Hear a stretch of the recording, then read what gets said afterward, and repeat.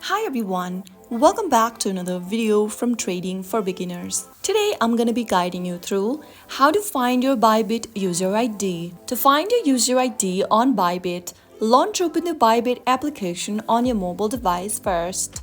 You can also go visit the bybit.com website if you are doing it on a browser.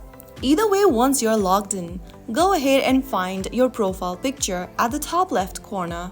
Now, you will see your username along with your user ID at the top, right next to your profile avatar. And that's how quickly you can find your Bybit user ID. The Bybit user ID is a unique identification number tied to your Bybit account.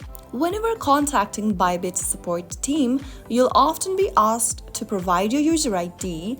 It'll help them quickly locate and verify your account. You can also use the user ID whenever you are inviting friends to join Bybit. This will also ensure that you get rewards whenever they sign up and trade using your invitation. So that's how you can easily find a user ID on Bybit.